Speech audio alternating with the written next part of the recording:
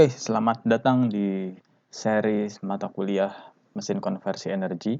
Jadi di pertemuan kedua ini kita akan membahas mengenai energy conservation and conversion, yaitu konservasi energi dan konversi dari energi. Baik, tanpa berlama-lama langsung saja kita ke materinya. Jadi berbicara mengenai mesin konversi energi, maka kita tidak akan mungkin lepas dari yang namanya termodinamika, terutama hukum termodinamika. Jadi ini saya mengingatkan lagi mengenai hukum pertama termodinamika, yaitu yang berbunyi energi tidak dapat diciptakan maupun tidak dapat dimusnahkan, tapi energi dapat berubah dari satu bentuk ke bentuk yang lain.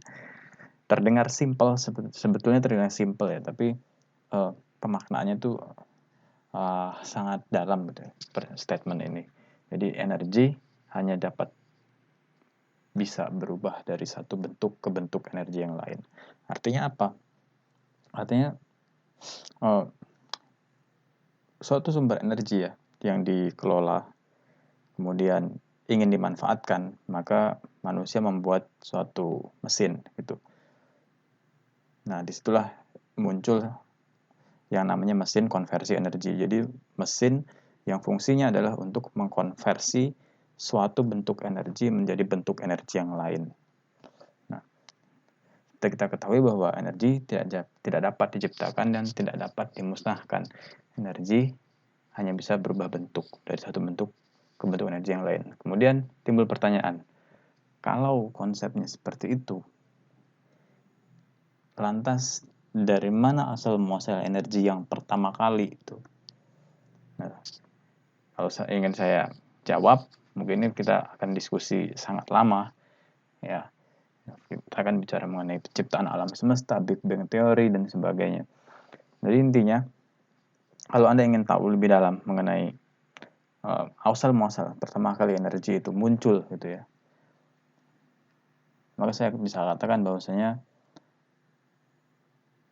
penciptaan alam semesta adalah jawabannya, gitu. Jadi selama penciptaan alam semesta masih belum pasti runtutannya, but there is evidence, banyak bukti-bukti yang mendukung bahwasanya the Big Bang Theory, bahwasanya semesta itu meluas, berkembang gitu ya.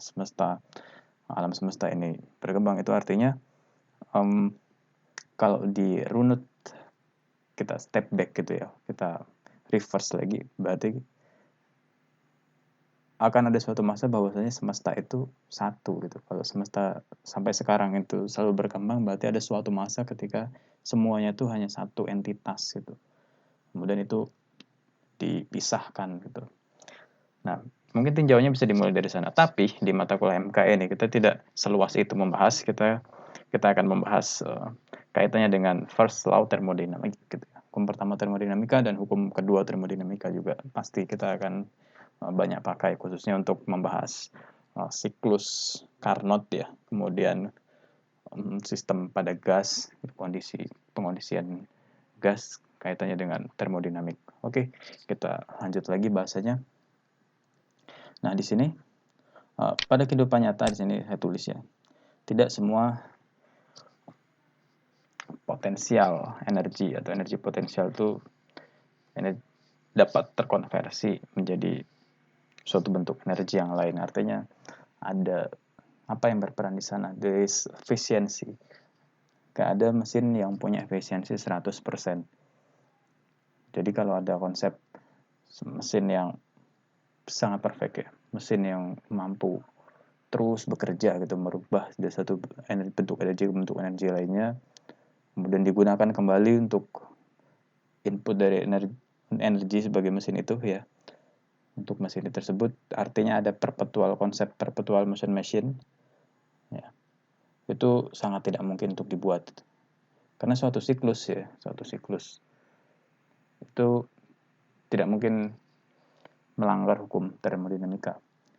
Nanti saya akan coba jelaskan mengenai siklus Carnot ya, suatu konsep perpetual motion machine, yaitu mesin Carnot adalah hayalan dari seorang peneliti namanya Carnot. Jadi suatu konsep yang dikembangkan oleh si Carnot ini, bagaimana jika ada mesin yang dia memiliki efisiensi 100%. Kita akan lihat perhitungannya seperti apa. Oke. Kemudian energy conservation atau konservasi energi. di sini ada beberapa poin yang perlu kita lihat kaitannya dengan konversi suatu energi menjadi energi yang lain. Katakanlah ya fenomena yang terjadi pada baterai dari energi kimia menjadi energi listrik. Kemudian sistem yang lebih besar lagi kita lihat pada sistem mobil listrik, dari energi dari baterai dikonversi menjadi energi listrik, kemudian listrik digunakan untuk menggerakkan motor listrik sehingga menghasilkan energi mekanik. Jadi urutannya adalah dari energi kimia, kemudian energi listrik, dan energi mekanis. Nah, 3 form dari energi ini adalah salah satu bentuk konversi energi, dan tentunya konversi dari satu bentuk energi ke bentuk energi yang lainnya itu tidak mungkin 100%. Nah, bagaimana cara menghitung efisiensinya apabila suatu bentuk energi berubah menjadi bentuk energi yang lain? Nah, di slide berikutnya sudah saya sertakan, jadi tetap ikuti pembahasannya, ini semakin seru. Nah, dalam perubahan bentuk energinya atau jenis energinya, jadi ada yang namanya energy losses atau rugi-rugi di sana. Ya kan? Jadi ada dalam bentuk friction atau gesekan, kemudian ada kalau dia bentuknya medianya gas, ya tentu ada ekspansi, ya ada ekspansinya itu ada rugi-rugi di sana. Kemudian percampuran dua fluida, kemudian ada heat transfer, fenomena heat transfer itu juga ada energy losses-nya kaitannya dengan jenis material dan lain sebagainya. It could be possible gitu. Kemudian dari reaksi kimia juga, ya, seperti di baterai, jadi tidak mungkin ada baterai yang mampu menyimpan 100% energi listrik yang diterimanya. Jadi kalau Anda perhatikan bahwasanya baterai handphone Anda ketika charging handphone dan sampai Anda menjadi panas, itu adalah suatu bentuk perubahan dari energi listrik ya, menjadi energi panas itu. Yang tentu beberapa disimpan di dalam baterai dan losses-nya adalah dalam bentuk heat atau energi panas atau kalor. Nah, di sini kita mengenal sistem konversi energi ya. Yang pertama ada jenis direct. Jadi ada single step conversion process, jadi bentuk energi satu. Kemudian ada mesin konversi energi di sini diubah menjadi jenis energi yang lain, ya, bentuk energi yang lain. Ingat ya, di sini saya tidak mengatakan menghasilkan energi, tapi mengubah suatu bentuk energi menjadi bentuk energi yang lain. Jadi perlu hati-hati. Di sini kita perhatikan contohnya adalah electromagnetic energy. Kemudian alat yang digunakan ada sel fotovoltaik. Kemudian energi dalam form elektromagnetik tadi berubah menjadi bentuk electrical. Ya. Ini adalah yang terjadi di solar cell. Kemudian yang terjadi pada baterai, di sini ada chemical energy dan komponennya. Ya, dalam baterai kan banyak elektrolit yang ada di sana. Kemudian chemical energy tadi oleh suatu alat ya yang namanya baterai itu diubah menjadi bentuk electrical energy. Kemudian bagaimana cara mengubah gitu ya thermal energy dalam bentuk thermal energy menjadi electrical. Jadi kita punya namanya thermoelectric generator di sini. Thermoelectric generator bisa kita gunakan untuk mengubah energi dalam form thermal energy menjadi electrical energy. Tadi adalah jenis yang direct ya. Jadi direct ya, single step dari bentuk energi A menjadi bentuk energi B. Kemudian di sini ada jenis indirect atau bisa kita katakan sebagai multi-step conversion process. Nah, kalau indirect ini adalah form of energy, bentuk energi awal. Kemudian ada mesin konversi energi, kemudian dengan mesin pertama itu diubah menjadi suatu bentuk energi B, ya, semula energi A, kemudian energi B, kemudian diubah lagi ke dalam suatu bentuk energi yang lain. Nah, ini yang sudah saya sebutkan sebelumnya, contohnya seperti yang terjadi pada sistem mobil listrik. Jadi dari form of energy baterai, ya. Jadi kalau dalam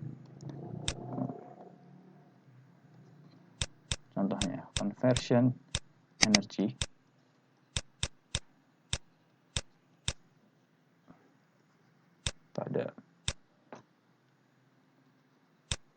mobil listrik atau electric vehicle. Nah, kita di sini punya chemical energy, chemical energy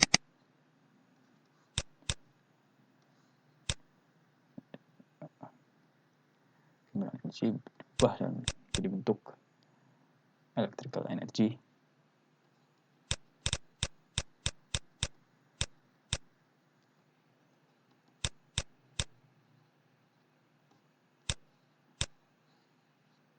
Then mechanical energy.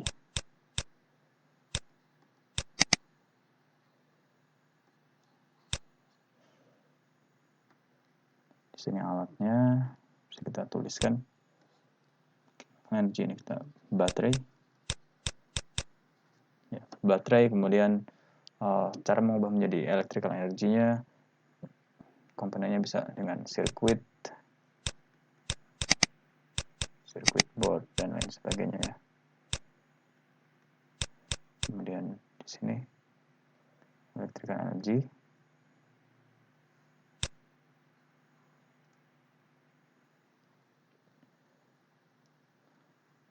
Ini alatnya baterai, electrical energy. Di sini kita punya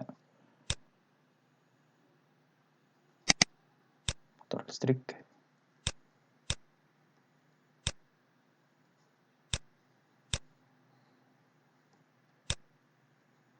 Kemudian dari mechanical energy digunakan untuk transmisi.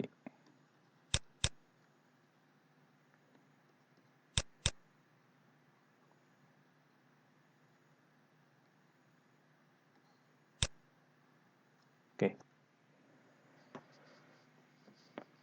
Tapi ada juga mobil listrik yang dia tidak pakai transmisi ya. Jadi langsung direct ya. Common, sangat umum yang tidak pakai transmisi. Jadi transmisi di sini maksudnya adalah bisa misalkan pakai gardan ya, gardan, etc. Roda gitu. Walaupun roda bukan termasuk ke unit transmisi sebetulnya, nah mungkin gardan ya. Nah di sini dalam prosesnya di sini ada namanya lusis ya. Di sini prosesnya itu ada lusis. Di sini juga ada lusis. Yang dimana energi yang semula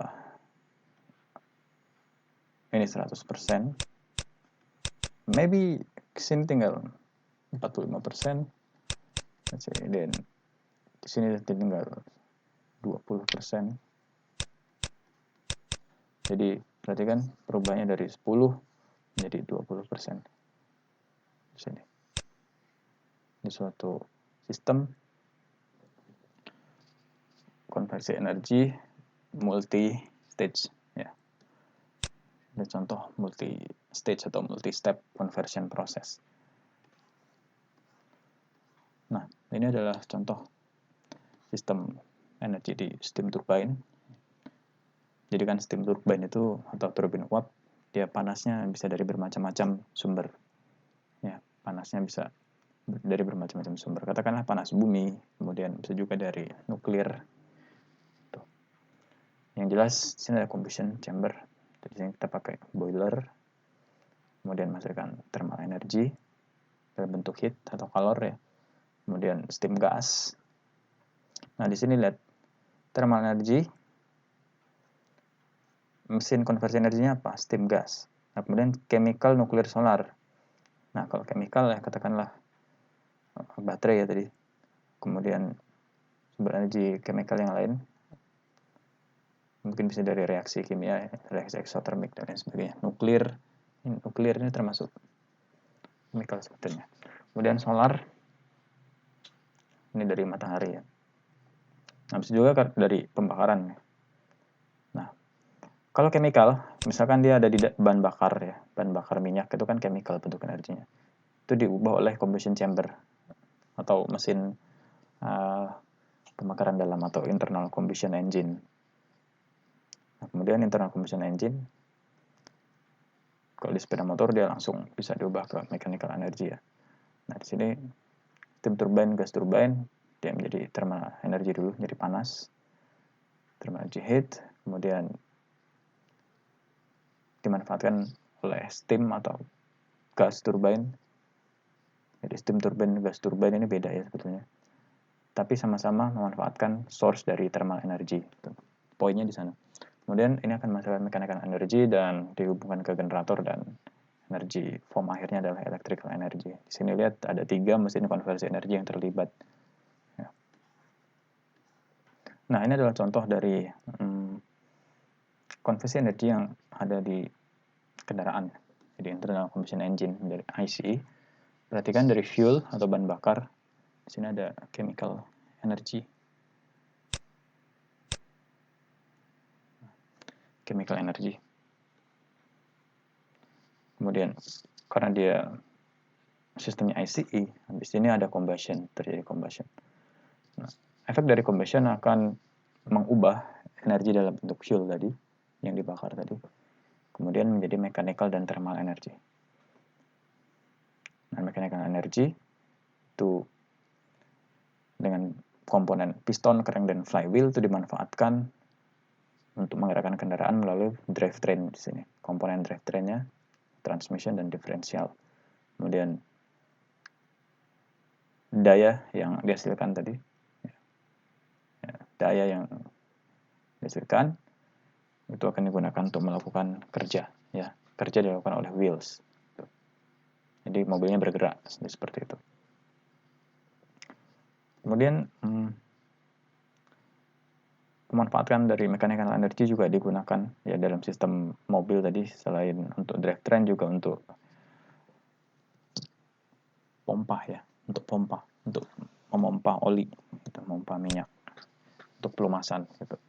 Di sini kategorinya engine auxiliary, sistem engine tambahan di sini, dan energi dalam bentuk mechanical energy tadi juga digunakan untuk menggerakkan alternator yang fungsinya untuk proses kelistrikan atau sistem tambahan dari kendaraan yang menggunakan internal combustion engine. Jadi bisa untuk radio, komputer, sensor, dan lain sebagainya. Nah, bentuk energi listrik tadi juga disimpan di dalam bentuk chemical energy di aki, di akumulator, aki akumulator yang digunakan kembali untuk proses starter ya, untuk menyalakan mesin.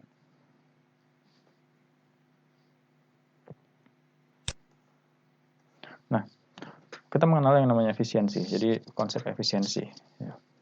Output energi per input energi. Jadi secara sederhana saya bisa jelaskan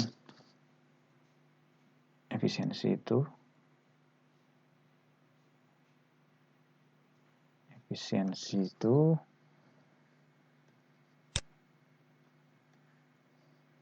ini saya gariskan dulu di sini.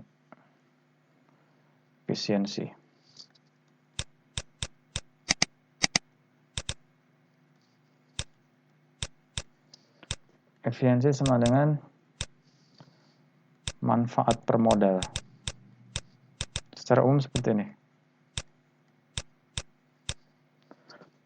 Ya. Energi apa? Outputnya, manfaatnya. Nah, misalkan tadi di sini. Outputnya ya electrical energy. Jadi kan ini manfaatnya. Electrical energy bisa kita hitung berapa, karena satuan energi joule ya. Bisa joule atau kilojoule atau dan lain sebagainya. Nah, ini berapa potensi yang kita manfaatkan berapa joule, kemudian dibagi dengan chemical energy yang awal itu berapa. Maka itu akan kita bisa melihat keseluruhan sistem, efisiensi keseluruhan sistem. Jadi konsepnya sederhana sebetulnya. Jadi manfaat per modal. Tuh. Jadi modal di sini maksudnya adalah bentuk ya awal energinya itu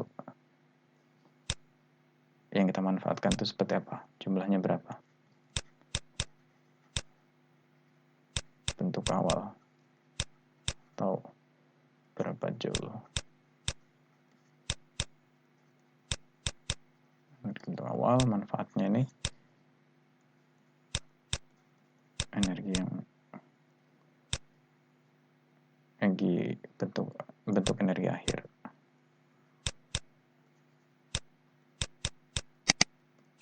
Nah, karena kan dikonversi ya, dari energi yang kita sebut sebagai modal ini dikonversi menggunakan mesin konversi energi, kemudian menghasilkan energi yang kita manfaatkan, itu yang bermanfaat ini dibentuk energi akhir biasanya. Jadi perbandingan antara dua ini itu akan menghasilkan kita bisa menilai efisiensi dari mesinnya.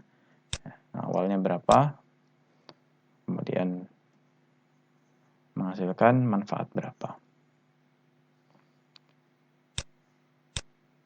Oke, tadi sampai sini. Oke. Sini ada beberapa definisi dari efisiensi ya. Tadi di combustion, IC, engine, transmission, dan generator. Itu formnya sebetulnya sama ya. Manfaat per modal. Cuman kalau kita perhatikan di sini, manfaatnya kalau di combustion itu apa? Heat release katakanlah. Modalnya apa? Heating value of fuel. Tuh. Kalau IC engine, dia mechanical energy output. Ya, mechanical energy out berapa? Kemudian chemical energy in. Nah, ini kalau kita lihat ini IC engine, mechanical energy out-nya berapa? Chemical energy in-nya berapa? Dibandingkan. Maka kita bisa mengetahui efisiensinya. Di berapa sih jumlah energi yang diubah itu untuk bermanfaatan manusia, atau untuk melakukan suatu kerja dari total jumlah energi awal yang tersedia. Jadi itu adalah hierarki dari efisiensi ya. Kalau generator, jadi untuk mengetahui efisiensi generator, ya kita bandingkan energi listrik yang terkonversi ya dari energi mekanikalnya berapa dibandingkan. Nah, di sini yang semakin menarik. Common definition of efficiency, di sini ada heat pump dan refrigeration. Nah, kalau Anda ingat lagi materi mengenai termodinamika ya. Jadi saya jelaskan lagi di sini supaya ceritanya komplit. Saya coba jelaskan. Nah, di sini. Oke.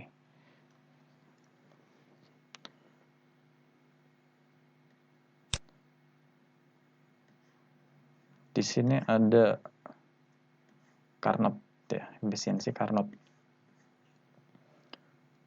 Jadi kalau dalam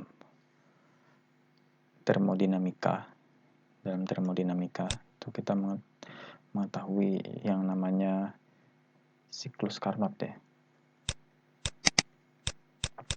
Siklus Carnot.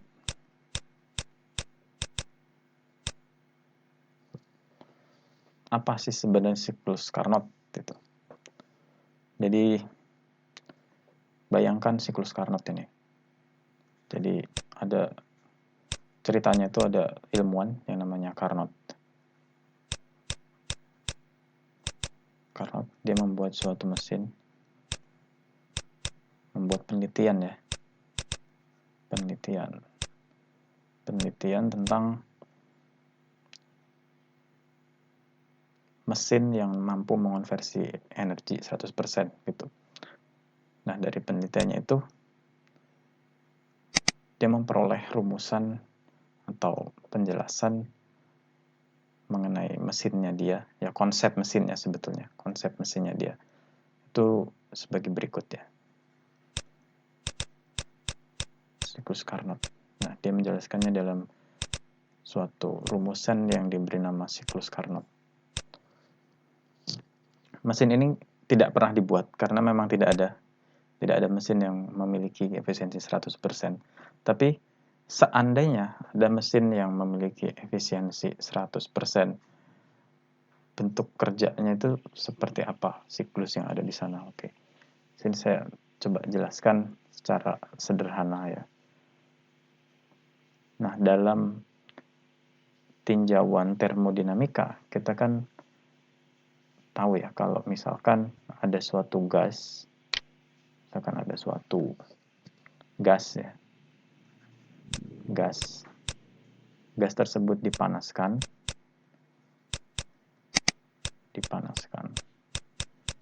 maka akan memuai ya, memuai.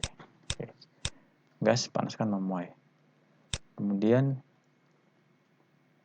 pemanfaatannya itu contohnya ada di piston. Nah, si Carnot ini percobaannya seperti ini. Di sini katakanlah ini ya silinder. Di sini silinder. Ini saya buat silinder dulu. Nah, di sini silinder tertutup. Di sini kurang lebih seperti itulah. Kemudian di sini ada pistonnya.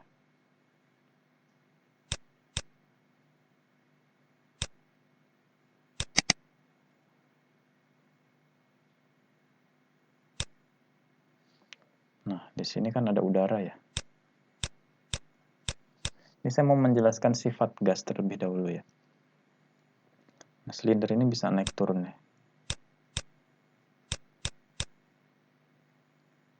Ini ada piston, ini ada silinder, ini piston. Di sini ada api.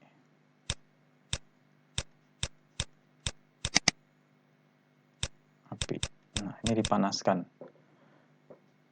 Artinya apa? Kalau sistemnya seperti ini ya, di sini kan boundary-nya bergerak ya. Nah, di sistem ini kalau dipanaskan seperti ini, maka makin lama kan suhu udara makin naik ya. Makin lama suhu udara makin naik, kemudian akan mendorong piston ke atas itu karena udara di dalam silinder ini memuai. Nah, tinjauan seperti ini, tinjauan yang dilakukan oleh Carnot, dia meninjau gas ya, maka properti yang diamati adalah yang pertama, sifat gas itu ada yang namanya P, itu tekanan. Ya, tadi tekanan, ada yang namanya V, volume. Ini. Ada yang namanya T, temperatur.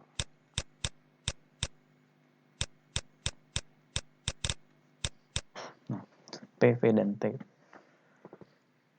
Nah, konsep pengembangannya, pengembangan dari properti ini, itu yang namanya kita kenal beragam kondisi gas ya, kondisi gas. Jadi kalau ini dipanaskan, maka udara mengembang. Terus itu ini ditahan, sehingga apa? Volumenya konstan misalkan. Volumenya konstan, tapi tekanannya naik gitu. Temperaturnya dijaga konstan. Misalkan seperti itu. Nah, itu akan muncul berbagai macam istilah. Kalau Anda ingat ya, ada isobarik, isohorik, isotermik gitu ya. Nah, dari percobaan-percobaan tersebut muncullah ya istilah-istilah yang namanya, di sini saya tuliskan, ada yang namanya isotermis atau isotermal.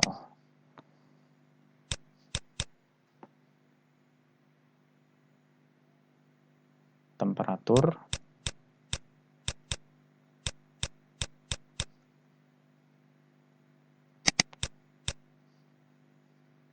konstan. Jadi proses yang terjadi di piston tadi itu dijaga pada temperatur konstan. Pokoknya dia volumenya mau ekspansi, mau bertambah, tekanannya bertambah, tidak masalah, yang penting temperaturnya konstan gitu ya. Ada yang namanya isohorik.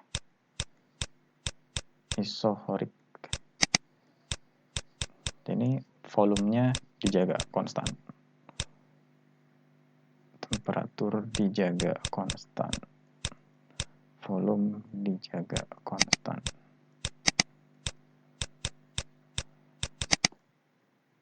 Ada yang namanya isobarik. Tekanan dijaga konstan.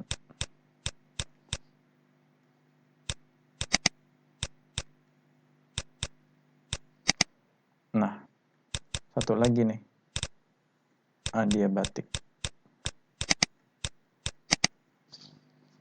Adiabatik, dia definisinya itu tidak terjadi transfer energi.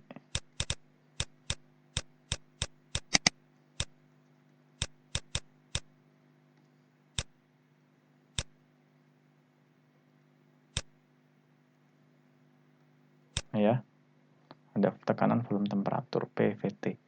Isotermis, isohoris, isobaris, adiabatis. Nah, karena P, V, dan T, maka kita mengenal konsep ya. Jadi ada berbagai hukum di dalam sifat gas, hukum Charles dan lain sebagainya. Avogadro bisa menuliskan hubungan antara P, V, dan T. Jadi kondisi awal ini kan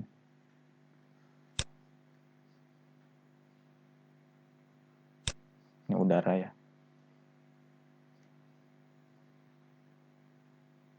Kemudian saya gambar lagi di sini. Misalkan ketika sudah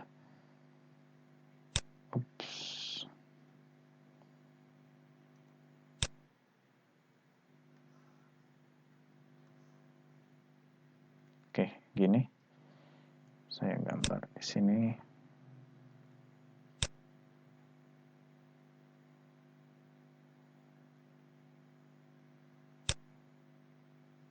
Oke. Ini ketika dipanaskan ya, dia bakal ekspansi, maka si silinder piston naik. Silinder piston naik.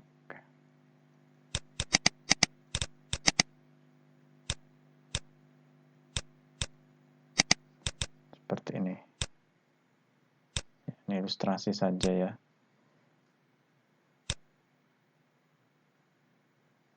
Nah, di sini udara di dalamnya. Nah, dia kan naiknya nih. Misalkan ini selisihnya. Ini kita sebut sebagai volumenya. Ya. Ini delta V. Di sini udara. Ini kondisi 1. Ini kondisi 2.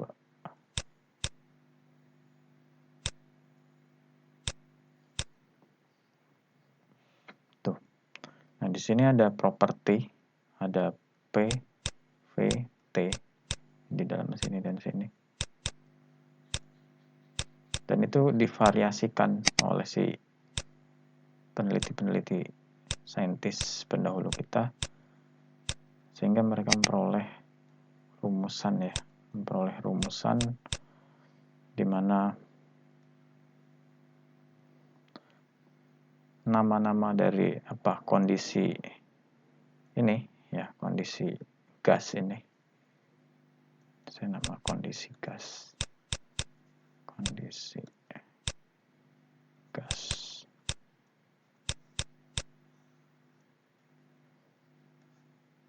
Itu dirumuskan sebagai nih P1 V1 per T1 sama dengan P2 V2 per T2. Nah,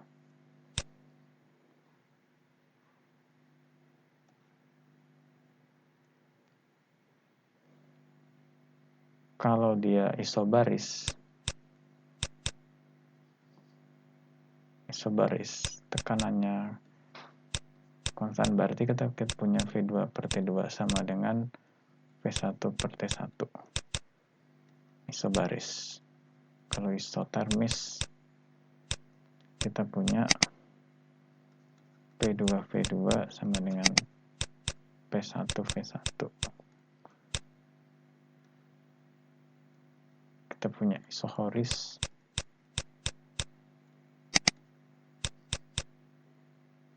Volumenya konstan ya, jadi P1 per T1 atau P2 per T2 biar sama ya, sama dengan P1 per T1. Nah, seperti itu. Nah, adiabatis ini kaitannya nanti dengan energi ya. Oke, kemudian siklus Carnot, dia punya bentuk siklusnya itu seperti ini. Siklus Carnot ya, siklus Carnot. Di grafiknya itu ini saya buat.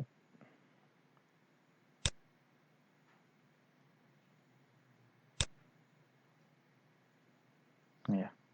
Sumbu Y ini adalah P.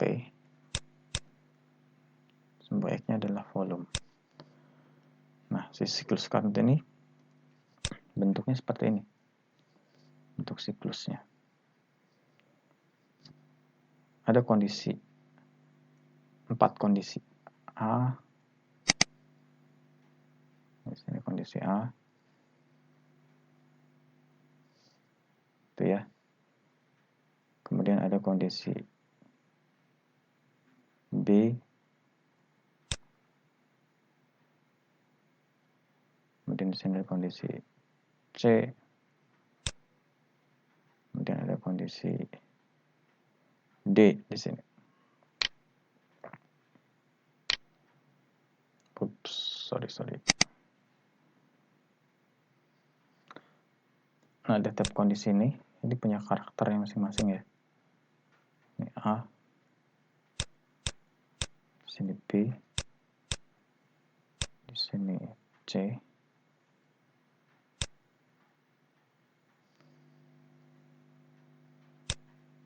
di sini D.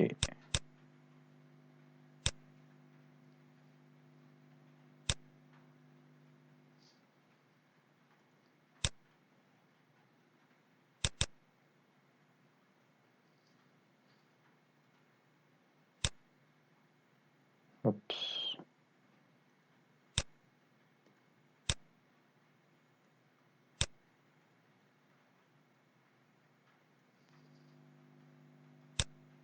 A, B, C, D. Gitu.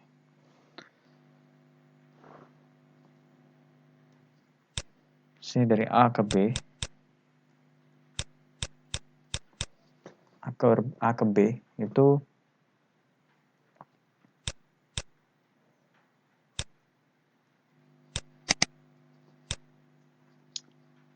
ini jangan tanda panah lagi lah ya. Kita buat strip aja. AB. Anda perhatikan di sini. Ini PA, PB,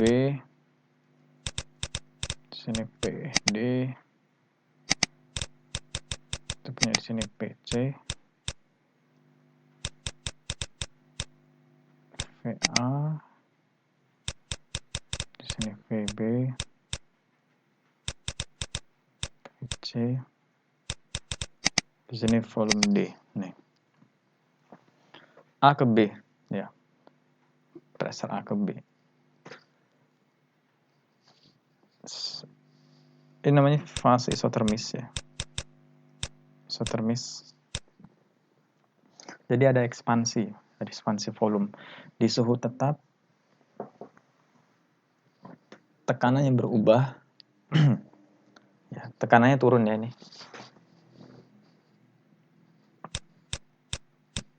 PA lebih kecil dari PB.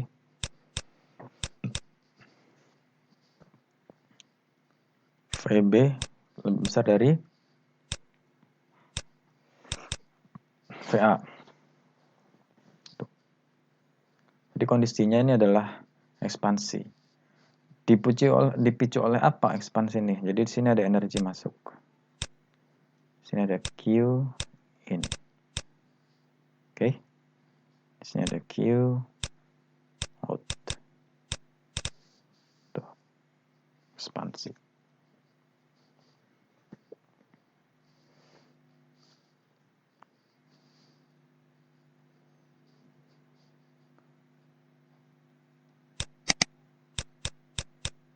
Ekspansi isotermis.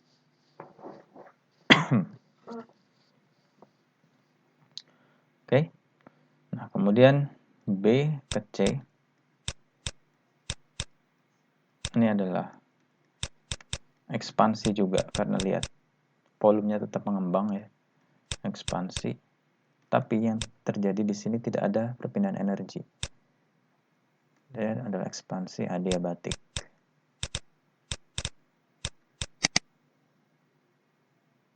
Jelas PB lebih besar dari PC.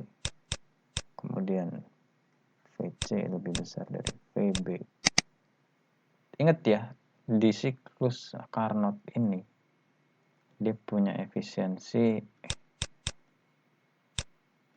100%, dan ini adalah hayalan aja. Bagaimana suatu sistem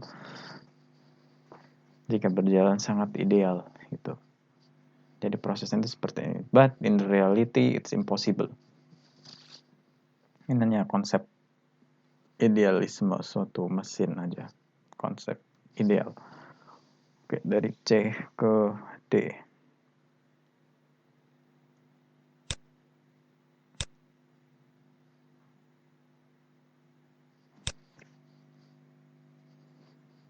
C ke D.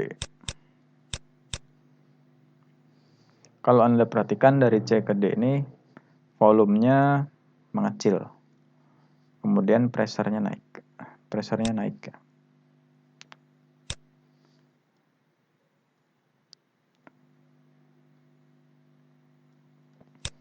Kita sebut sebagai ini kompresi. Kompresi isotermis. Nah, pada fase C ke D ini, nilai dari PC itu lebih rendah dari PD. Kemudian volume C dia lebih tinggi dari volume D. Nah, tekanan C lebih rendah dari tekanan D, tapi volumenya lebih tinggi. Artinya apa? Suatu gas, dia volumenya besar, tapi tekanannya kecil.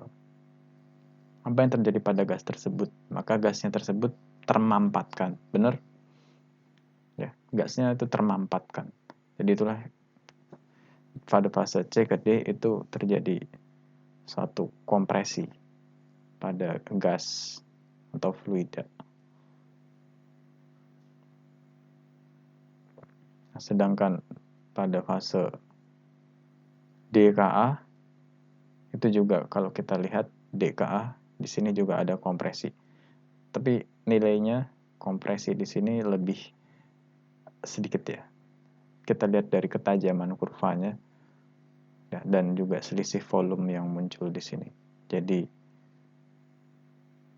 kita bisa lihat di sini yang terjadi sebenarnya adalah peristiwa dari DKA ini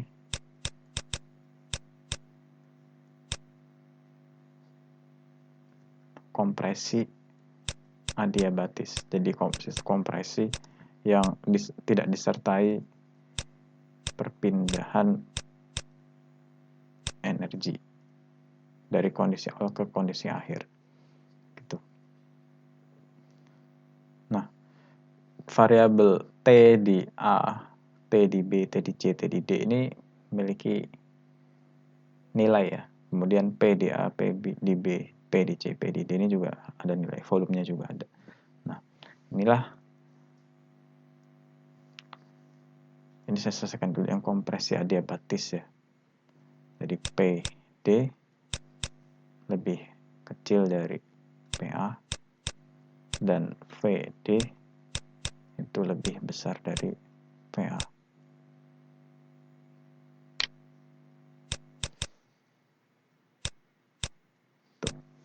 Volume D lebih besar dari volume A dan kompresinya lebih kecil, artinya dia akan menyusut ya, makanya dia mengalami proses kompresi.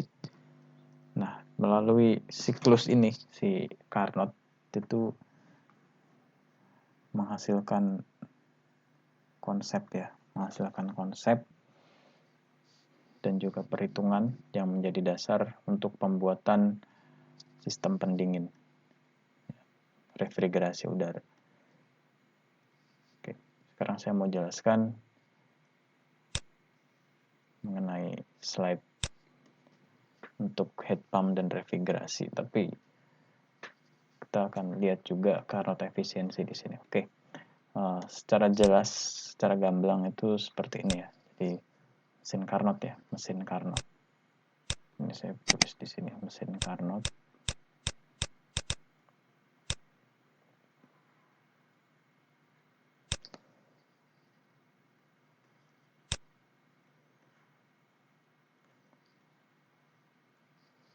Di sini kita mengenal ya kalau suatu mesin ya konversi energi yang memanfaatkan energi awal dalam bentuk panas ya, kita tulis di sini sumber energinya ya, sumber energinya di sini kita sebut sebagai source.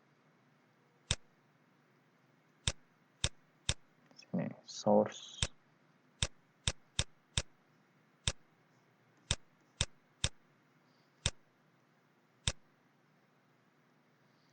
kemudian di sini adalah mesinnya.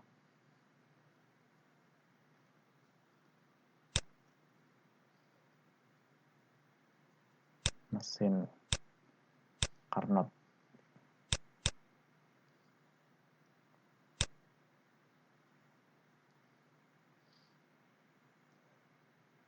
Jadi kan energi ya dikonversi oleh mesin. Ini bukan mesin Carnot saja sebetulnya. Ini nanti jenisnya ada refrigerator, ada heat pump. Tapi kita beri nama dia mesin Carnot lah, karena ini kita masih dalam pembahasan mesin Carnot. Oke, di sini source ya, calor ya, source calor. Kita sebut sebagai di sini ada QH.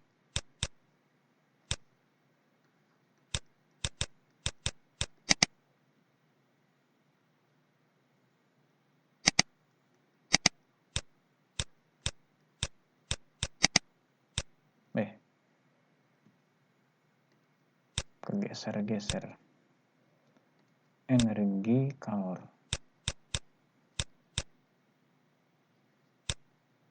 dari sumber mungkin itu QH oleh mesin Carnot ini dimanfaatkan sehingga QH dikonversi ini dalam bentuk energi termal ya, untuk dikonversi energinya sehingga mampu menghasilkan suatu kerja atau W, melakukan suatu kerja.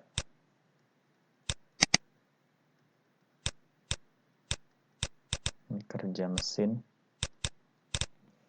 Nah, karena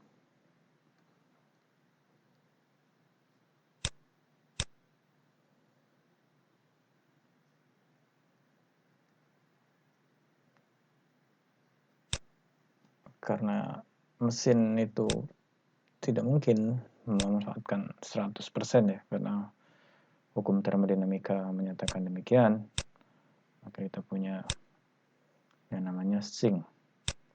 Ini untuk membuang kalor sisa hasil konversinya.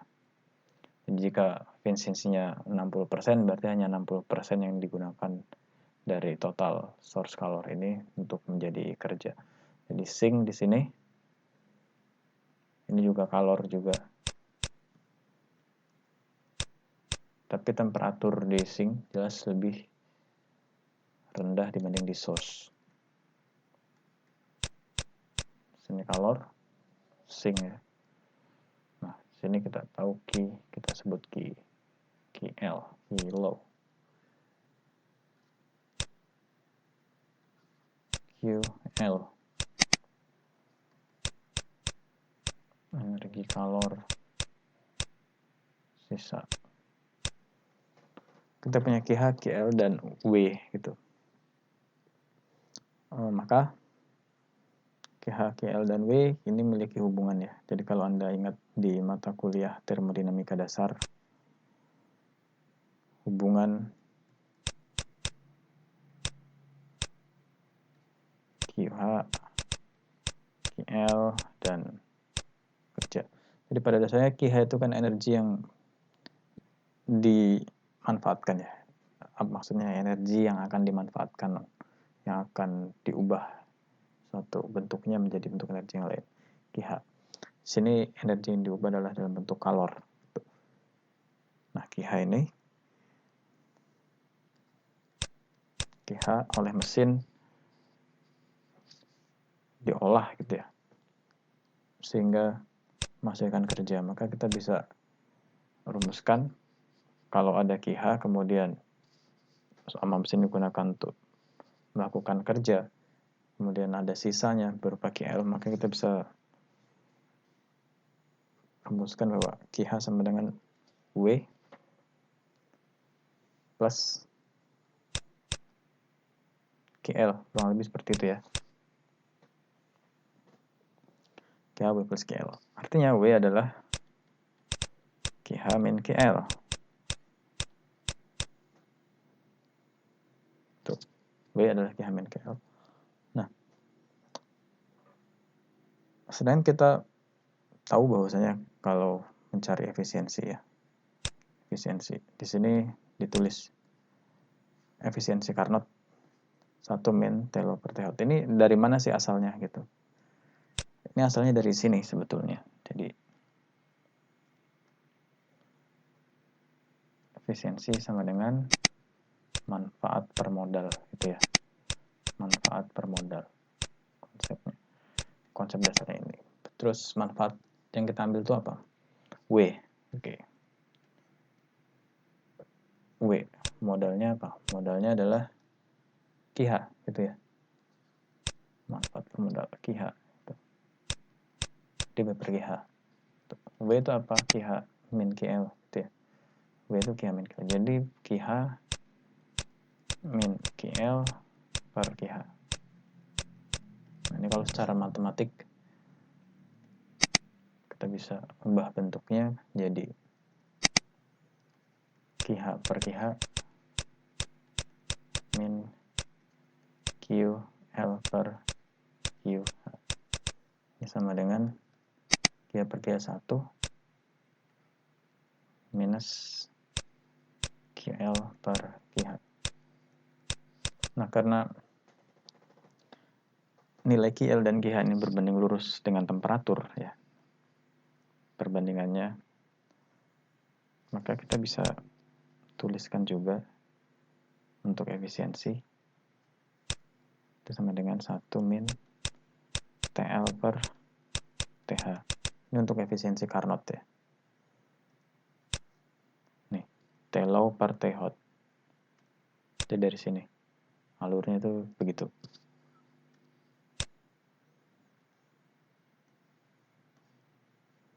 Nah, untuk coefficient of performance ya, coefficient of performance untuk mesin heat pump dan refrigerasi gitu. Heat pump itu jadi ini ya, heat pump dan refrigerasi. Jadi siklus Carnot itu kan seperti ini.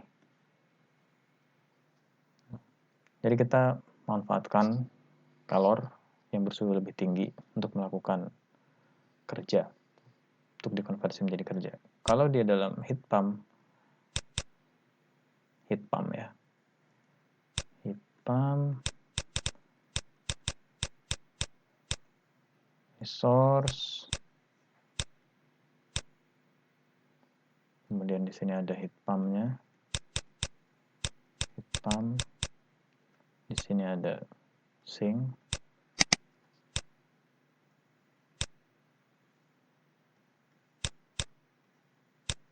nah, bagaimana arah gerakan dari sistem konversi energinya? Kalau seperti ini, kalau di heat pump, fungsinya heat pump itu apa sih? Heat pump itu dari namanya ya, fungsinya untuk apa? Heat pump, pompa panas ya, pompa panas itu untuk mensuplai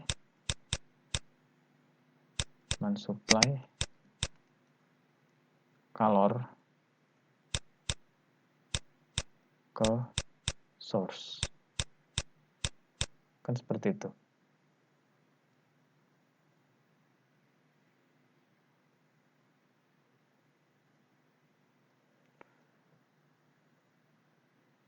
Jadi kalau gitu, aliran dari ini akan berubah seperti ini. Jadi reverse dia. Nah, kemudian W, di sini ada W in, ya, kerja yang diberikan ke sistem. Ini adalah QL, kemudian ini adalah QH. Gitu ya. Oke.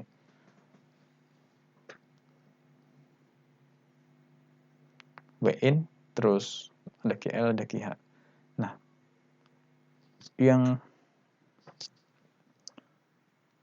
jadi menarik, kita tahu bahwa W in sama dengan QH min QL. Benar ya? QH min QL.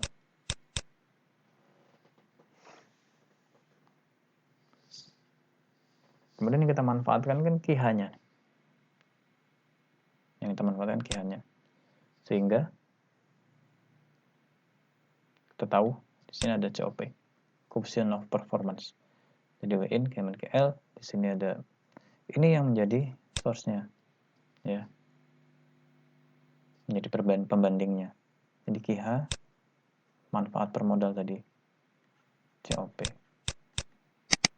Ini manfaat per modal. Yang dimanfaatkan apa di heat pump itu? Yang dimanfaatkan QH-nya. Modalnya apa? Modalnya W in. QH per W in. Jadi kalau kita jabarkan lagi, jadi QH per QH min QL. Tuh. Nah, ini bentuk seperti ini. Ini kita bisa ubah jadi bentuk matematikanya ya, sebenarnya yang lebih detail lagi. Nah, silahkan Anda ubah sendiri. Jadi konsepnya adalah ini, QH per QH min QL. Jadi kalau Anda ubah nanti QH-nya kan ini, QH min QL ini W in, QH itu adalah yang kita manfaatkan. Jadi efisiensinya seperti ini, QH per W. Di sini WC kompresor ya, work compressor. Ini yang dimasukkan ke sistem dari heat pump supaya bisa mensuplai panas dari sink menuju source. Nah, sinknya itu apa? Sinknya itu lingkungan luar ya. Jadi kalau di negara-negara 4 musim, ketika musim dingin, mereka menggunakan heat pump.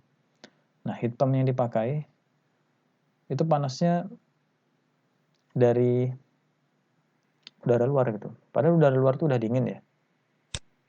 Maka mereka menggunakan jenis refrigeran yang cocok untuk suhu-suhu tertentu. Suhu yang sangat dingin tentunya. Nah, ini sistem dari heat pump ini bakal lebih efisien lagi kalau panas yang diambil itu bukan berasal dari udara luar, tapi berasal dari mana? Berasal dari panas bumi, berasal dari tanah. Jadi biasanya mereka tanam pipa dalaman 2-3 meter gitu. Nah, efisiensi heat pump-nya, coefficient of performance-nya itu bisa lebih besar. Nah, jadi COP itu bedakan ya, COP dengan efisiensi. Kalau COP dia nilainya bisa lebih dari 1 gitu. Kalau efisiensi kan 100%. Ya, mentok, nggak mungkin lebih dari 100%. Kalau coefficient of performance, nilainya bisa 2, bisa 4 gitu. Baik. Jadi tinggal semakin besar nilainya, maka akan semakin bagus si mesin heat pump ini. Jadi itu menunjukkan perbandingan antara QH, ya, QH-nya itu kalor yang disuplai, kemudian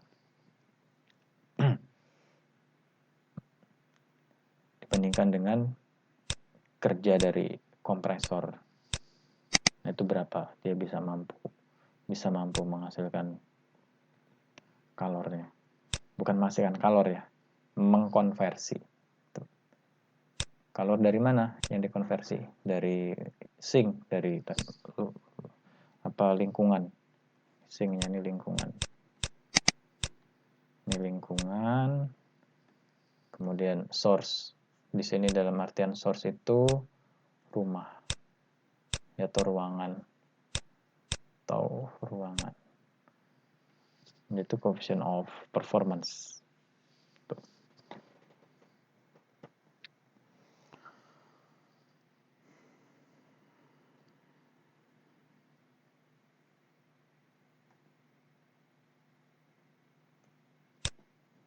Kemudian kalau refrigeration itu sama dengan heat pump, cuman sudut pandangnya itu mana yang mau dimanfaatkan gitu. Kalau refrigerasi kan yang dimanfaatkan sisi ini ya, suhu ini.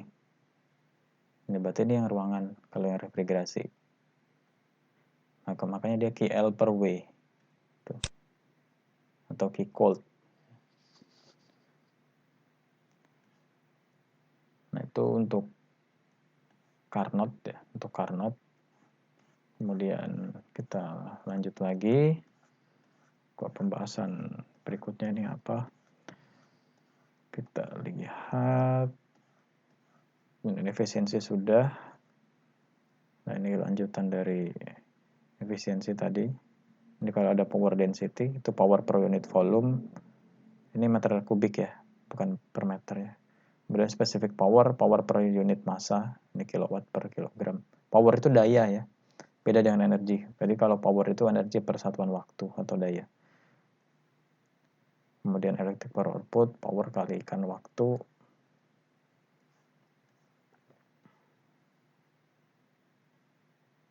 Oke, nah di sini ada definisi yang digunakan pada electrical power. Di sini ada capacity factor. Di rata-rata power per rated powernya. Ini per specific time period. Jadi untuk periode waktu tertentu. Nah, ini saya cepatkan saja.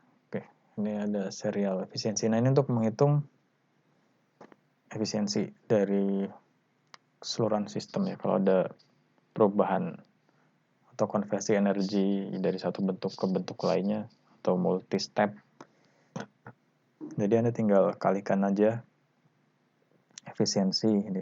Ini kita lihat ya kalau di sini. Jadi E1 ini kan dari 0 ya, proses ini. Dia ada rugi-rugi di sini. Kemudian masukkan E1, yaitu efisiensi 1 kalikan dengan E0. Kemudian ada E2, efisiensi 2 kali E1. Kemudian di sini ada E3, energi 3 di sini. Proses yang ketiga, efisiensi 3 kalikan dengan E2. Nah,